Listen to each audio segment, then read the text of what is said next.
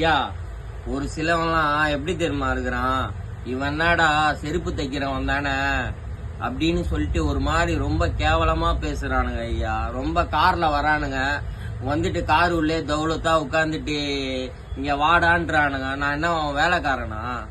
கேக்குறேன். நான் உண்டு, என் வேலை உண்டுன்னு இருக்கேன். வேணா செருப்பு வந்தா தச்சு கொடுக்க போறேன். ஏன் நான் என்ன செருப்பு தைக்கிறவனா என்ன கேவலமா நினைக்கிறானுங்க? நான் என்ன அவ்வளவு கேவலமாவா இருக்கிறேன்? செருப்பு தைச்சா நான் என்ன அவ்வளவு கேவலமாவா இருக்கேன்றேன்? உழைச்சிதானே சம்பாதிக்கிறேன். அடுத்தவனை ஏமாத்தி நான் எதுவும் சம்பாதிக்கல இது வரைக்கும்.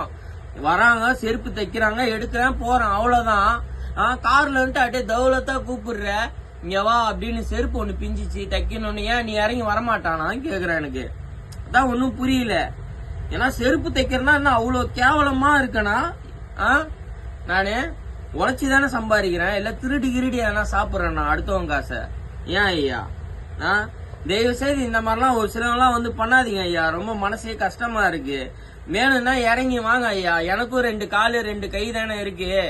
நானும் அதே மாதிரி தானே வேலை செய்யறேன். ஏன் நீங்க கார்ல வந்தா என்ன உங்களுக்கு ராஜா பகவத்துன்னு நினைப்பா? உங்களுக்கும் அதே 2 கை 2 கால் தானே கொடுக்குறான் கடவுள். இறங்கி வர்றதுக்கு என்ன ஐயா அவ்வளவு இது? இந்த மாதிரிலாம் பண்ணாதீங்க ஐயா, தயவு செய்து இறங்கி வாங்க.